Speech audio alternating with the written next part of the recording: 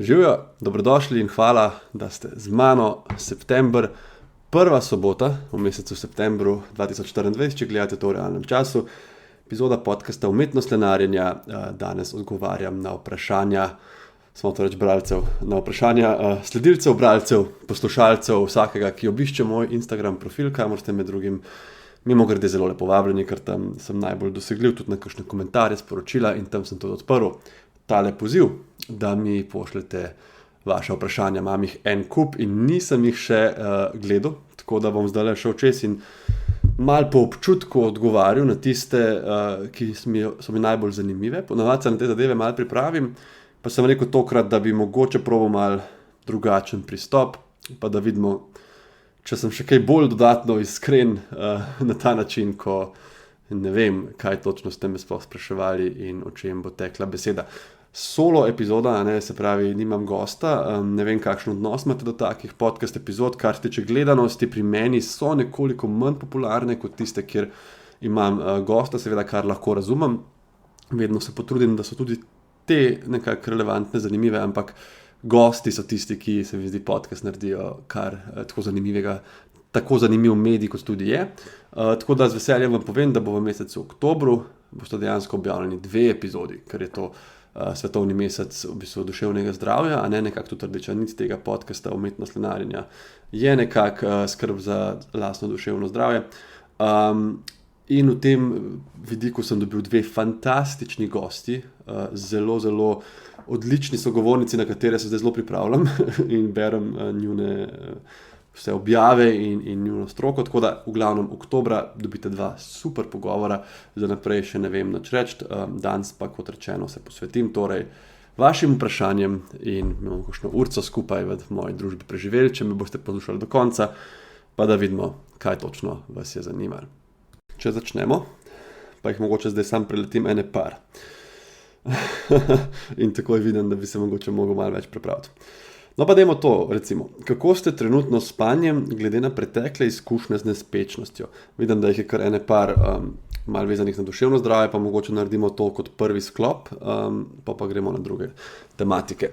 Kar se spanja tiče, je moja pot, odnos do spanja in nespečnosti. V resnici najbrž že poznate, če me kjerkoli spremljate ali pa če ste me brali, tudi velik del druge knjige govori o spopadanju s nespečnostjo, in moram reči, da tudi razlog, zakaj sem se spravil to raziskovati, vse te nekako tehnike umirjanja, sprostitve duševnega zdravja, ki sem jih tudi spisal v drugi knjigi, je prav to, da sem slabše spal in moram reči, da trenutno sem v eni fantastičnem mestu.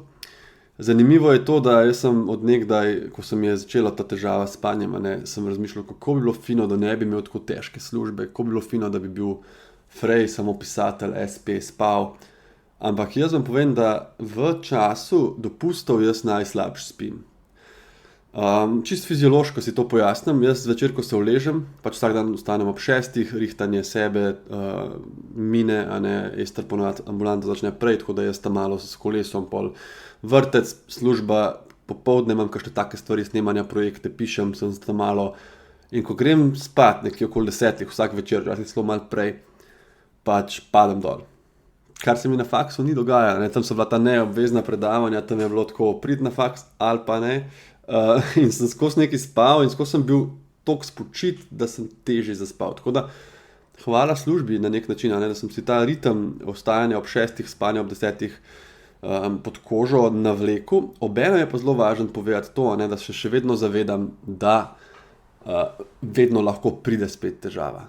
In vedno se lahko vrne kakšna noč, ki je težka, ki se spati ne moreš.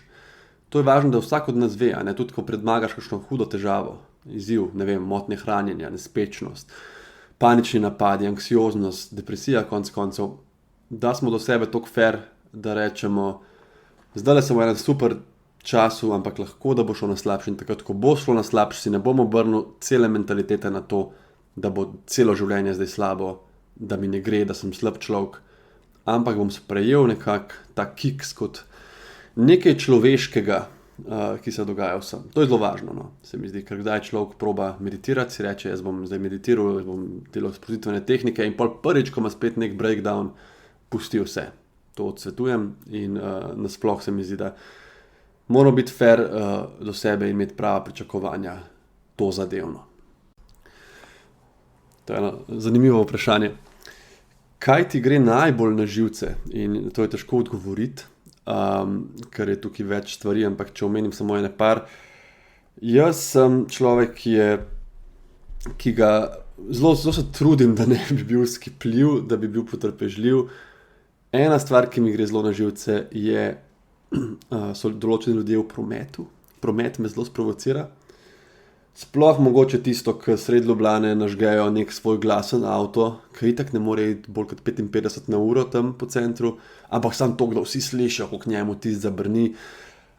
Pa vem, vsi imamo svoje stvari, ki nas veselijo, sam ne vem, se mi zdi, da je veliko stvari v življenju, ki te lahko veselijo na način, da s tem ne težiš pa moriš drugim. Tako to je ena stvar, ki mi gre zelo na živce. Druga stvar je pa bolj generalna, se mi zdi, in sicer mogoče ta odnos oziroma to lastnost, ki so jo ljudje in smo jo ljudje razvili, zdaj odkar imamo to medmrežje in vse te povezave, in sicer, da vsak želi imeti o vsaki stvari mnenje. In jaz mislim, da seveda jaz mislim, da ne velja, da vsak ima pravico do svojega mnenja, ampak da vsak ima pravico do svojega informiranega mnenja, se pravi mnenja narejenega na podlagi nekih informacij.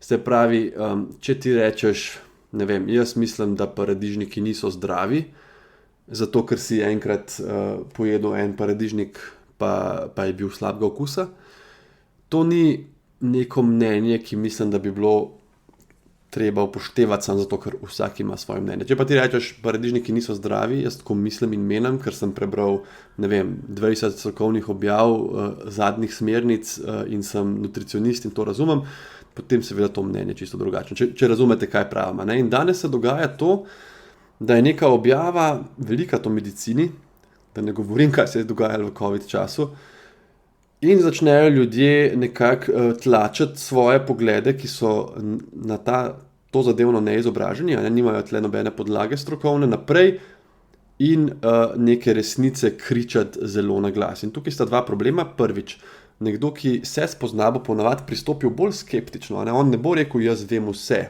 On bo rekel, glejte, paradižnik je lahko tak, ne vem. On bo razložil z neko skepso. In enemu zunanjemu opazovalcu bo zgledal dosti manj prepričan kot ki samo kriči, pa nastopa mogoče karizmatično. In drugi problem, seveda, take kriči bo lahko koga zelo prestrašil.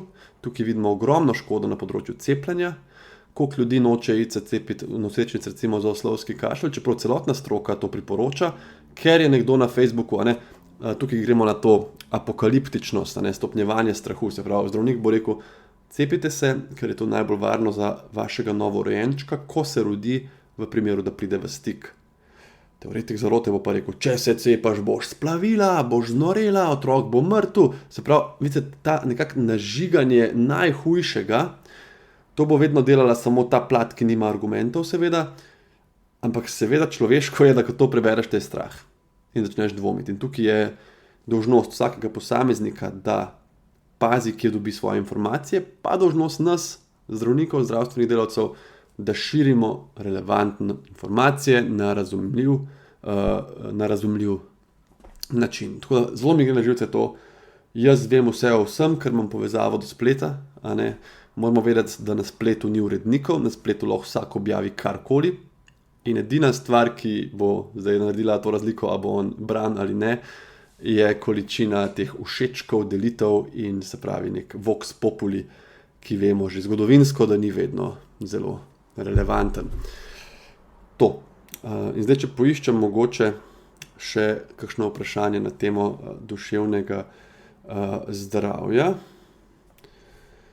Anksioznost, perfekcionizem, kdaj menjati delovno okolje? To je kar težko vprašanje, ki ga mogoče ne znam zelo na hitro odgovoriti. Ampak kar bi rad rekel je to, da je kdaj dobro pogledati tudi z druge plati. Če se v službi ne počutiš dobro, je mogoče čas, da jo zamenjaš. ampak moraš pa paziti, da nisi en tistih ljudi, ki samo iščejo neko perfektno, magično okolje zase, ker to se pa dogaja. Človek bo menil partnerje, selil se bo, službe, ker nekje obstaja nek plc, kjer bo meni vse v redu. Kjer me bojo vsi spoštovali, imeli radi, z nikomer se ne bom krekel, seks bo dober, doma, v službi bojo odlični projekti, popolnjen bom, nikoli ne bo nobene težave. Če iščeš nekaj takega, se zna zgoditi, da boš zelo dolgo iskal, zato ker je težko cel svet prilagoditi sebi. Lahko to poskušamo, z nekimi potezami empatije, na nek način posegamo v svet na način, ki ga spreminja na bolje. Lead by example, smo dobri, delovni, poslušljivi, kakorkoli. Ampak dosti lažje kot prilagoditi cel svet sebi, je prilagoditi sebe na svet okoli nas.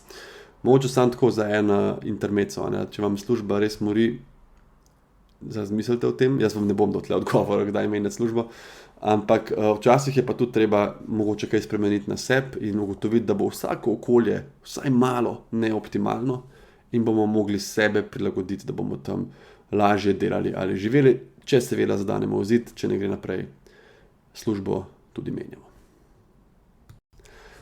Tle imam pa zdaj dve vprašanji bolj družinske narave, ki so še mogoče v to krovno, se pravi duševnega zdravja, ampak malo na temo še odnosa z Ester.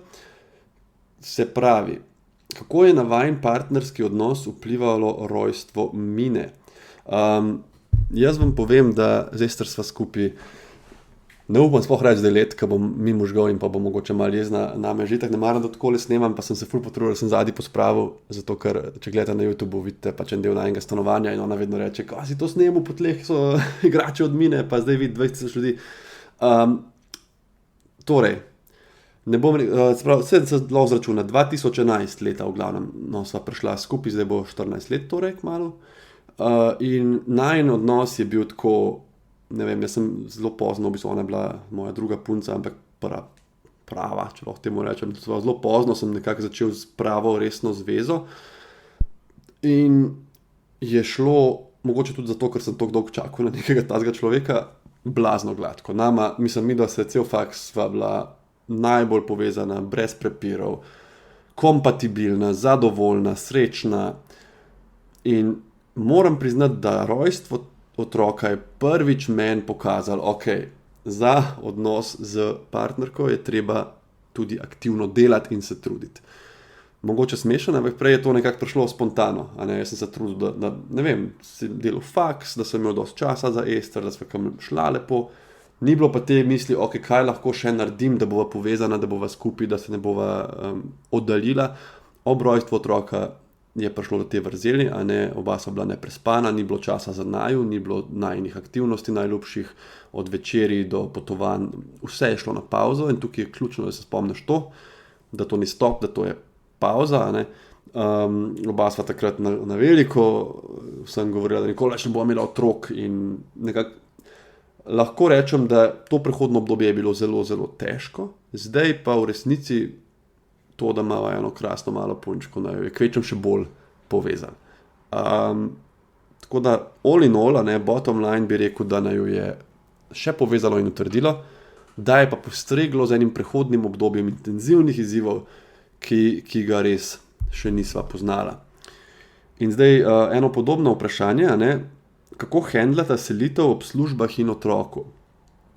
Midva se seliva s prihodnjim mesecem, oba sta si zelo želela nekoč živeti v hiši, tako da sem zelo vesel, da sva našla svoj prostor in tam imel svojo pisarno, se pravi, bom lahko snemal in zadnji bojo, ne vem, moje stvari, se tle so tudi moje, to so moje knjige.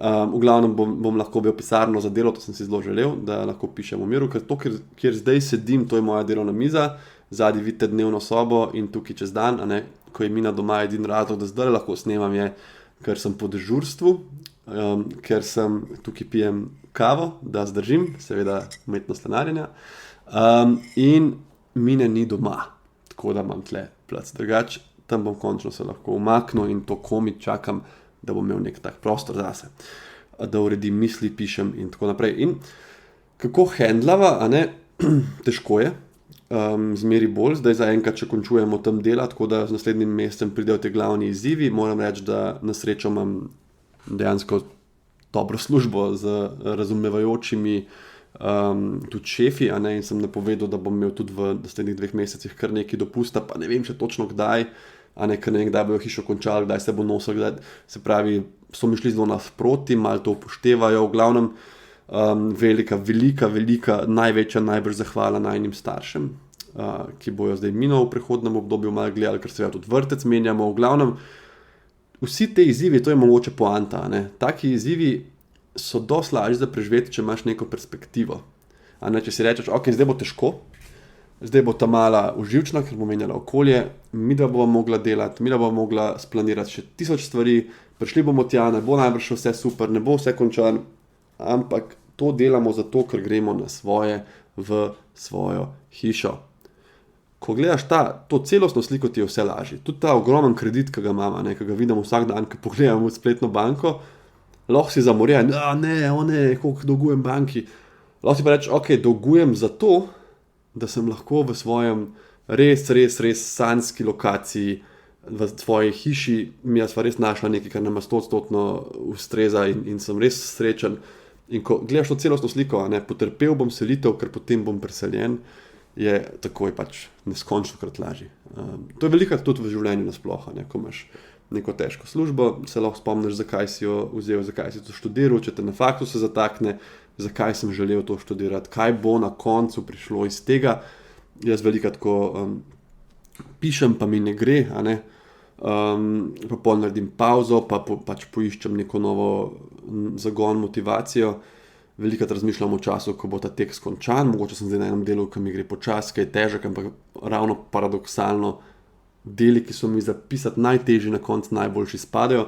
Tako da imejte tudi cilj v glavi in mogoče, če je ta cilj ogromen, če hočeš postati en bodybuilder, ali pa če hočeš živeti v vili na gradu, si ga razdelite na manjše cilje. To je tudi važno, ker če je psihološko ta cilj tako težko dosegljiv, da si človek reče, se vseeno, ne bom se trudil, nisem bodybuilder, hodim že 3 mesece v fitness, ne da se mi.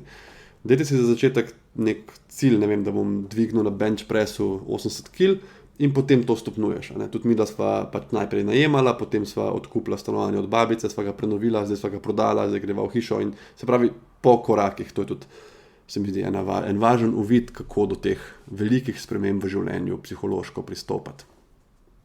Jaz, eno vprašanje, bi vam zdaj povedal, da od vseh vprašanj, ki jih dobivam, veliko tudi na kakšnih intervjujih ali pa na knjižnih dogodkih, najmanj ljuba so mi vprašanja o razporejanju časa. Pa skoraj vedno me vprašajo, kako pišeš, kako ti to rata? In tle isto piše, kako si uskladil učenje za specialističnega starševstvo, službo in še vse druge aktivnosti.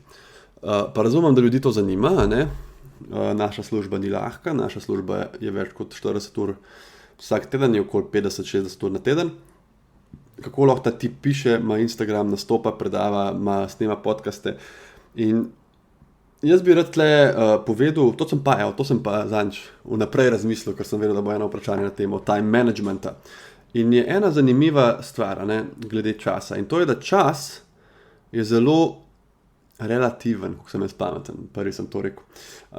Čas je zelo relativna zadeva in čas lahko zelo manipuliramo, ko se na to navadimo. Vam dam en primer.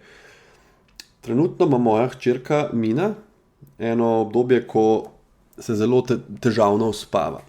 In uspavanje zvečer pred spanjem, večerna rutina je očijeva pri nas doma, oči je tisti, ki uspava, če seveda nisem dežuren ali pa kaj drugega.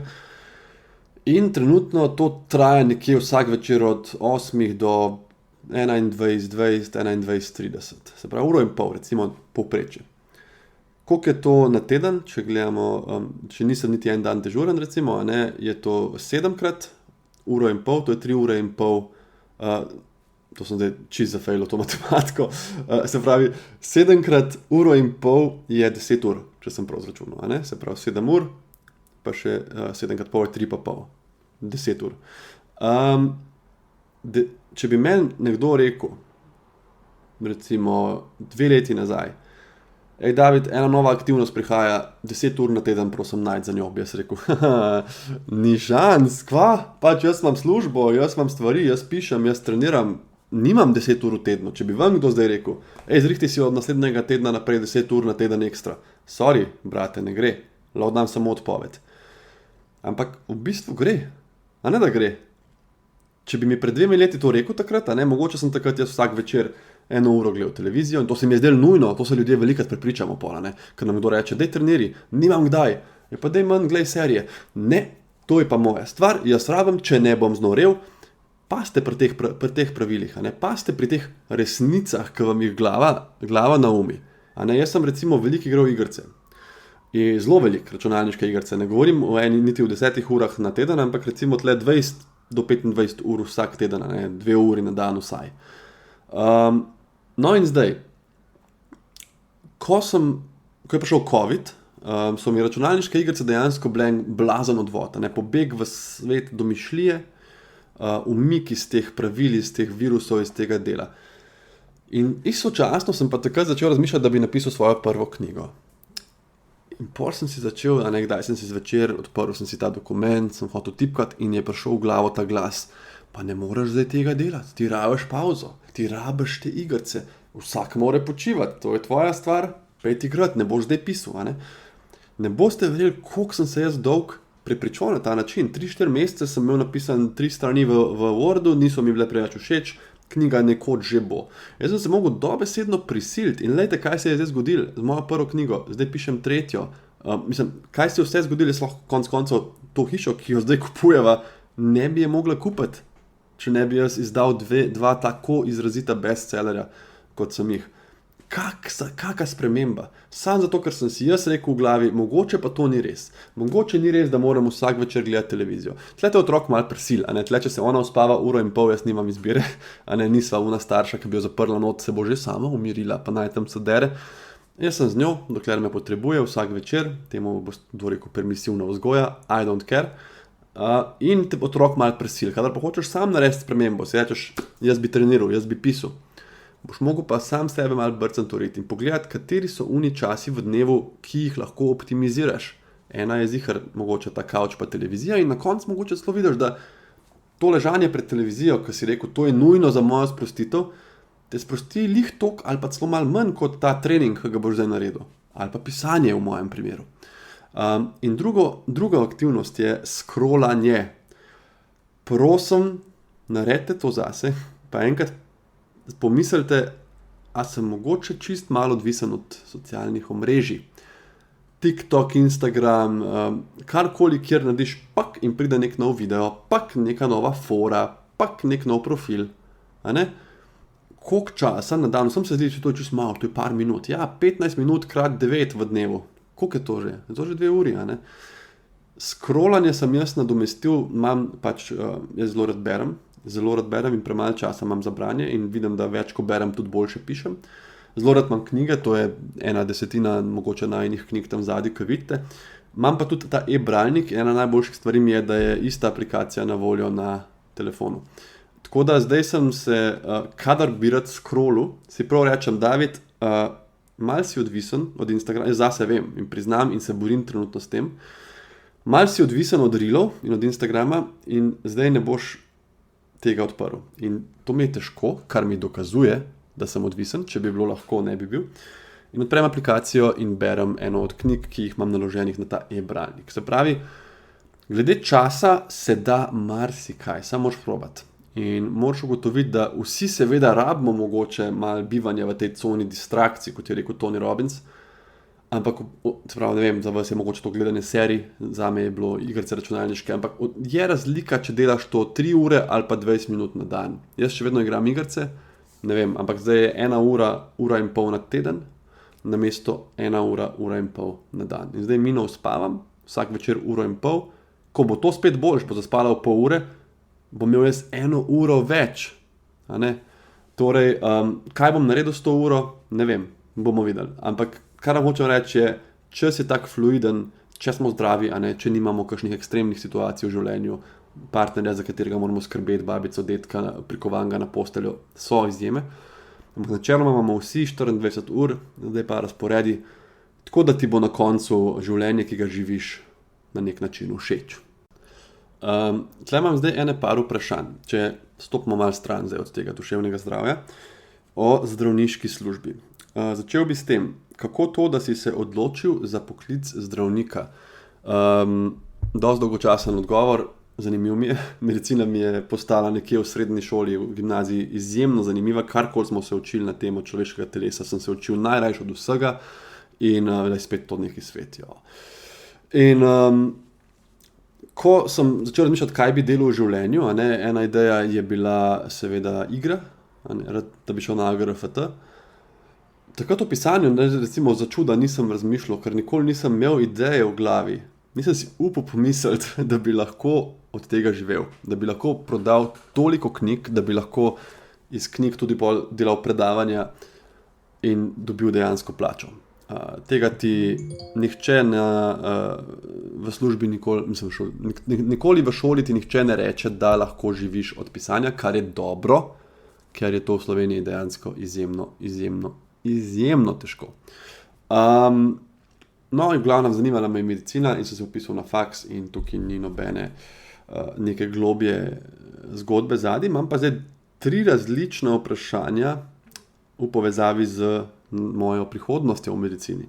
Boš čez 5 let še zaposlen kot zdravnik ali razmišljaš, da bi pustil zdravniško službo in se posvetil pisanju, ali boš še kdaj odšel iz medicine, ali celo 4 vprašanja, v glavnem tudi pogosto vprašanje, ki ga dobim. In na katerega je malo težko odgovoriti, tako da bi mogoče ga razčlenil na par delov. Prvič, jaz mislim, da ta trenutek bi lahko živel zelo lepo tudi samo od tega svojega SP-ja, se pravi pisanje, Instagram, nastopanje, predavanje, odpira se mi zmeraj več sodelovanj, vrat, rad imam to kombinacijo tega naziva vplivnež, ko lahko jaz služim od tega in hkrati ljudem pomagam. Sodeloval sem z NIJZ, Slovenija Transplant, kot veste, in zdaj se mi celo odpira eno sodelovanje v prihodnjem mesecu z Svetovno zdravstveno organizacijo na temo alkohola, ozaveščanja, so prepoznali moj profil kot relevanten, kar sem blazno navdušen.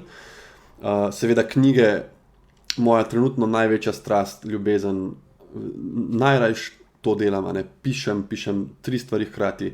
Prihodnje leto izdam mimogrede novo knjigo, malo več o tem mogoče kasneje. Jaz bi lahko nekako dobim dovolj od tega, da bi živel.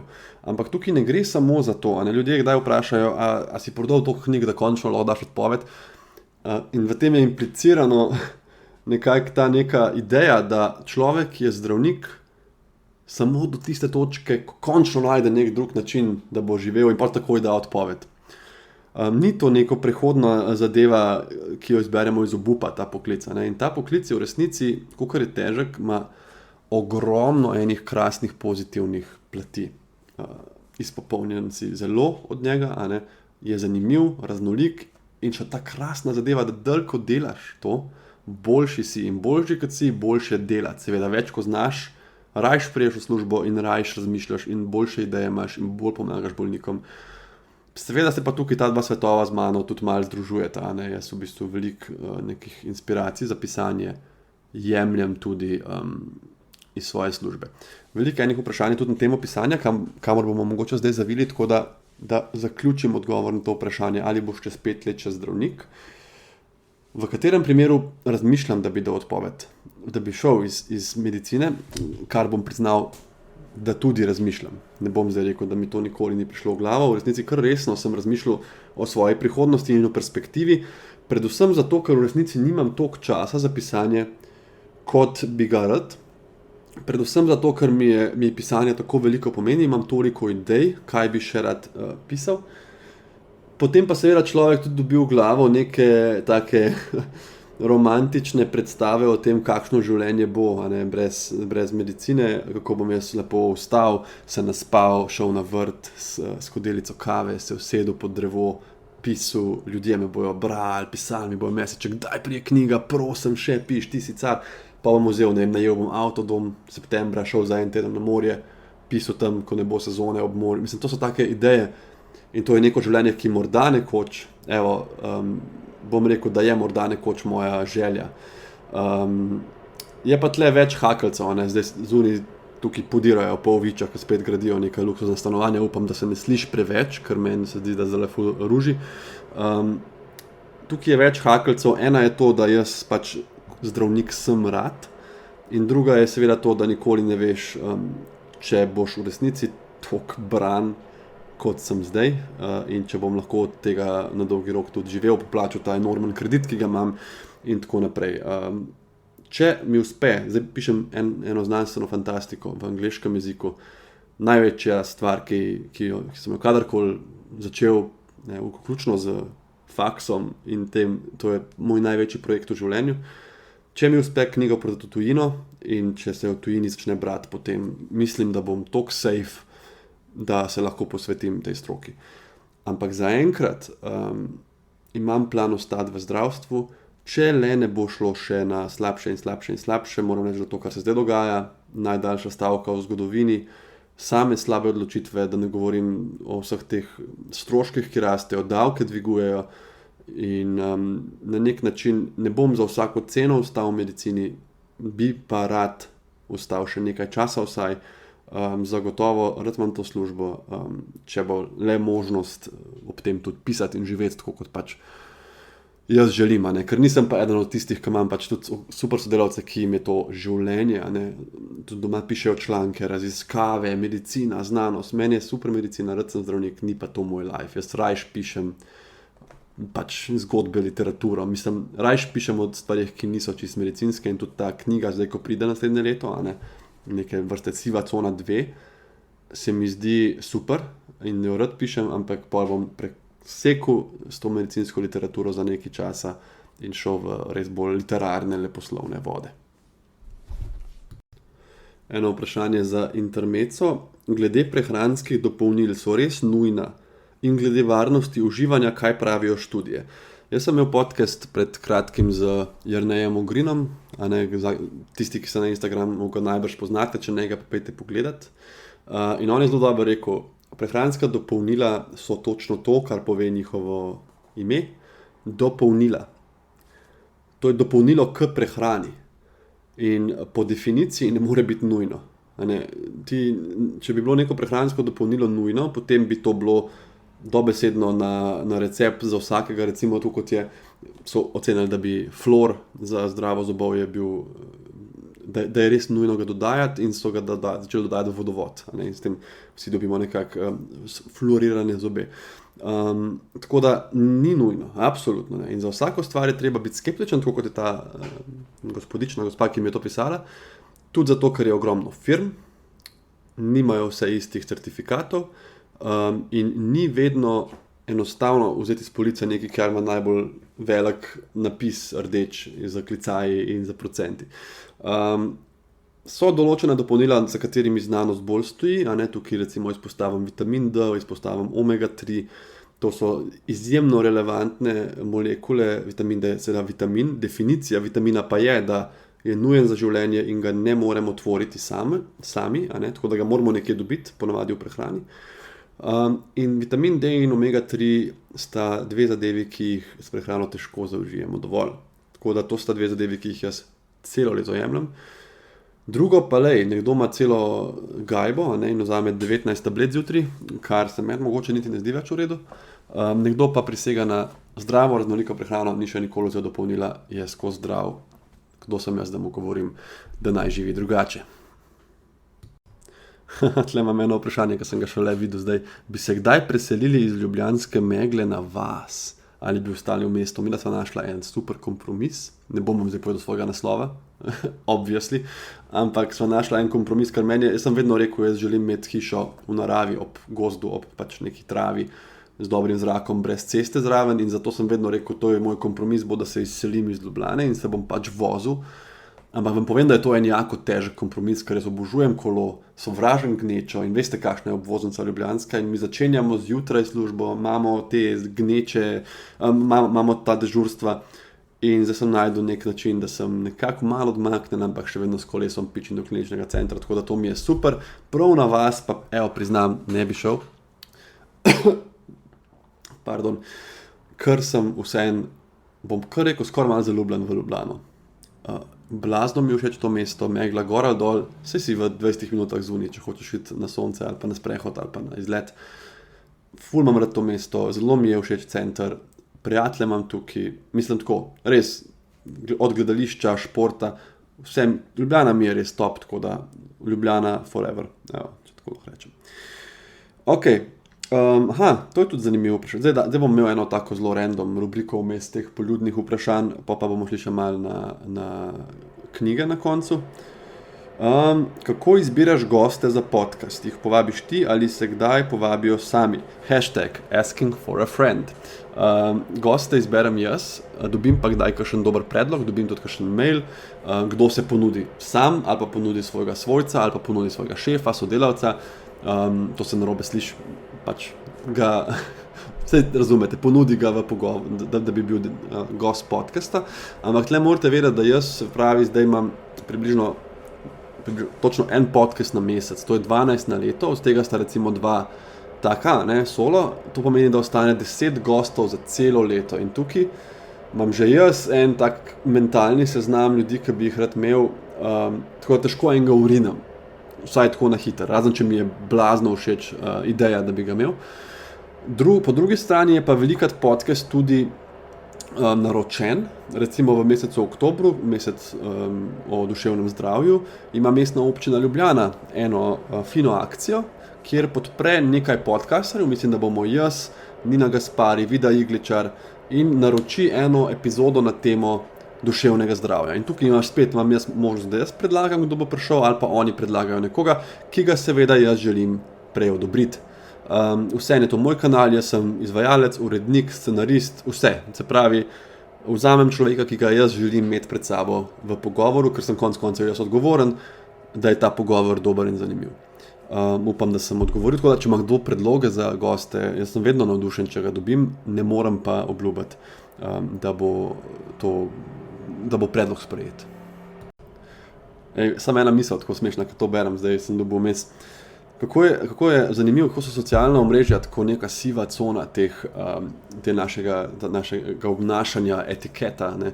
Se pravi, tako, ko mi ta vprašanja pišete, ene pol jih je tako, me vikate, ene pol pa me tika.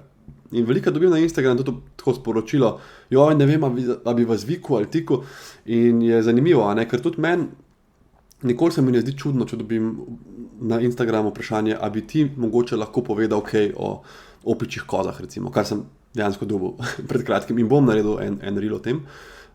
Ni mi čudno. Medtem ko če kdo pride v ambulanto, pa se kar začne tikati, mi je pa blazno čudno. Tudi če je moj vrstnik, recimo je star 25-30 let, kot jaz. Jaz sem za vikanje o tem konsenzu in tako je čuden. To je nekako tak psihološki moment po moje, zato ker če spremljaš neka socialna omrežja, vi mene gledate non-stop, recimo, ko objavljam, imam storije, imam reele in dobiš kar malo občutek, da se poznaš, mogoče bolj kot se. In jaz imam tudi ta občutek, to je nič narobe, če ste mi kdaj pisali, pa me tikali, pa če mi kdaj boste. Ampak tako, taka zanimiva, v bistvu misel zdaj, ko sem malo preletel še ta vprašanja, ko so ostala, sej ne bomo več dolgi, pa upam, da doslej, da vam je sploh bilo nekako ta tempo in pacing tega monologa všeč.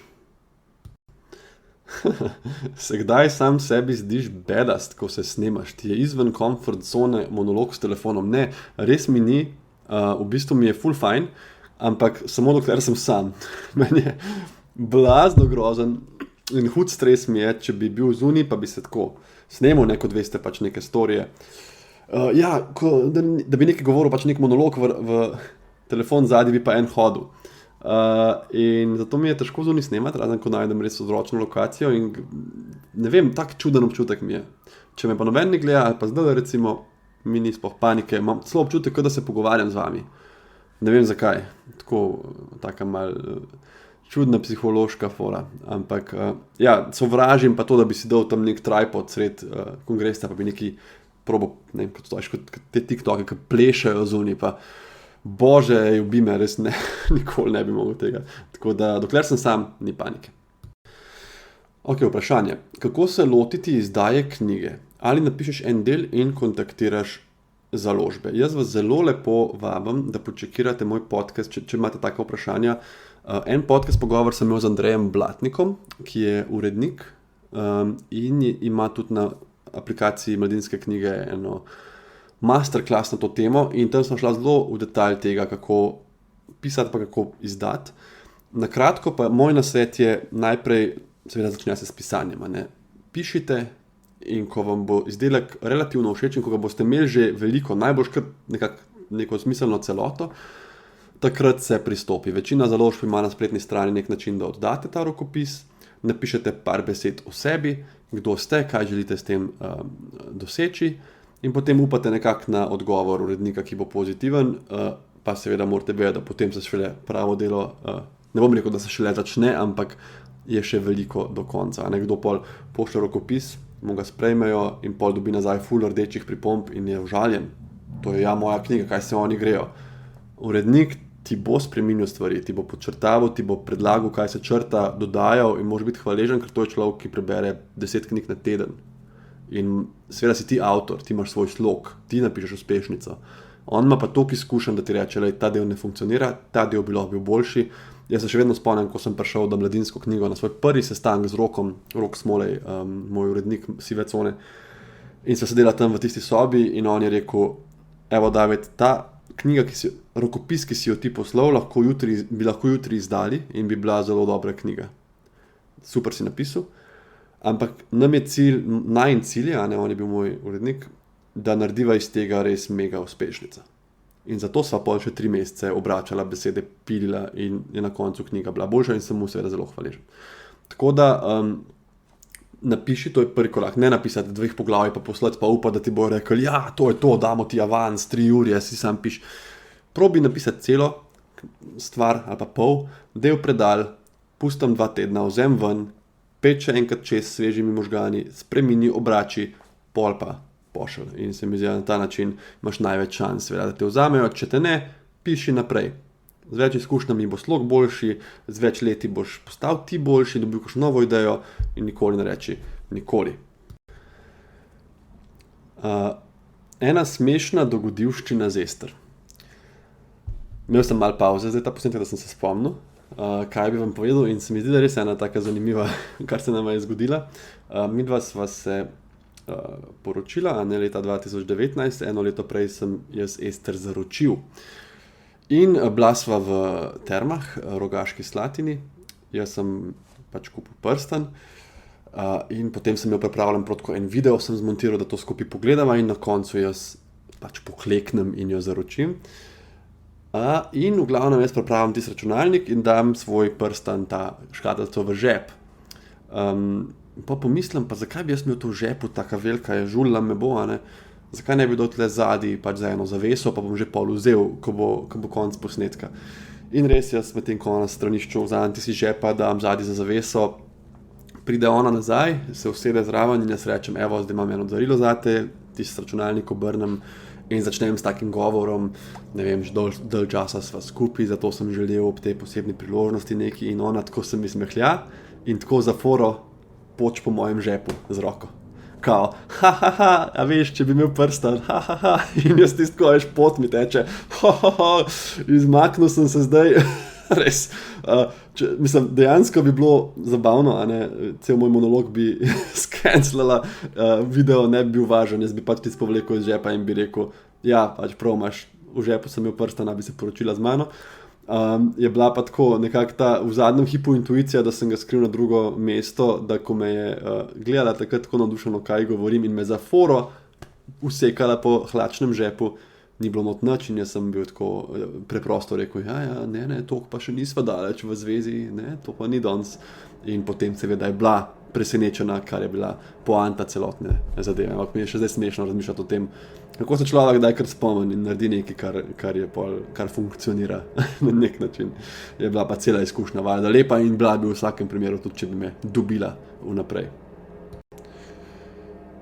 A bo kdaj možno, da bosta šla medicina in alternativa kdaj z roko v roki? Zdaj ful skačem tematično, ampak to se mi zdi tako zanimivo vprašanje, prej ga nisem videl. Na nek način že gresta do neke točke, ampak da bi prav bila, ne vem, ista bolnica, kjer bi lahko šel čez leva vrata na bioresonanco, čez desna pa k kirurgu, pa po moje ne. In mislim, da je prav tako. Zato, ker medicina more delovati izključno na dokazih, evidence-based. To ne pomeni, da mogoče ni nek indic nekje, ki s polaganjem rok lahko, ne vem, odstrani bolečino, ampak pomeni samo to, da mi ne razumemo, kako je to možno, ne vemo, ali je to ponovljivo, na kak način, kako deluje, in zato zdravnik tega ne sme priporočati. Kar je na nek način me pomirjujoče je, da ko prideš v bolnico, veš, da ti bo ta človek v tej beli halji naredil samo tisto, kar je dokazano dobro zate. Ne pomeni, da ne boš imel kdaj neželenih učinkov, da se kakšna operacija ne bo zapletla, sploh ne, ampak on ne bo probavil. On bo naredil tisto, kar stroka pravi, da je v tem trenutku najboljše. In tukaj moramo ostati omejeni na dokaze. Tukaj ne moramo iti na verjetja, na občutke, na tradicijo, pač ne. Zdravnik mora biti zdravnik, evidence-based medicine, za vse ostalo pač ni v naši domeni. In zdaj bi končal z temle vprašanjem, ki mi je zelo zanimivo. Ali kaj pišeš? In zanimivo mi je iz tega vidika, da je to neko vprašanje, ki ga dobim dejansko tudi od prijateljev v službi, na knjižnih dogodkih, in se mi zdi tako smešno.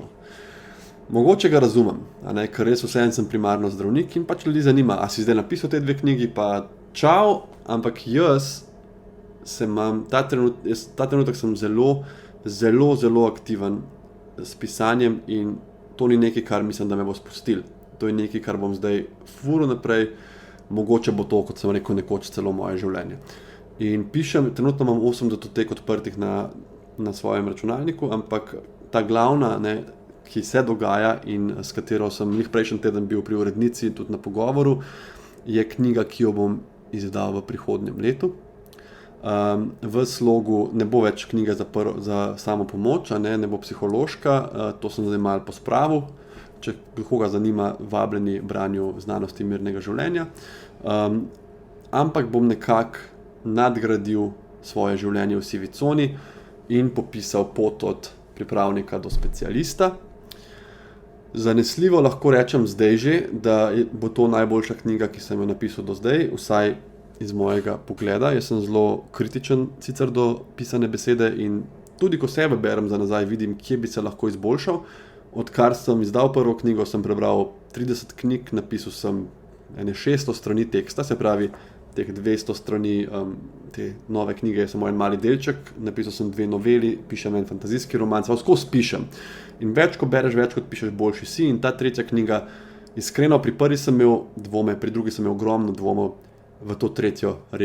res verjamem, kar me malo straši, ker v prvi 2 sem dvomil in sta bili blazni uspešenci, mogoče bom v ta tekst zaljubljen, pa ga noben ne obral.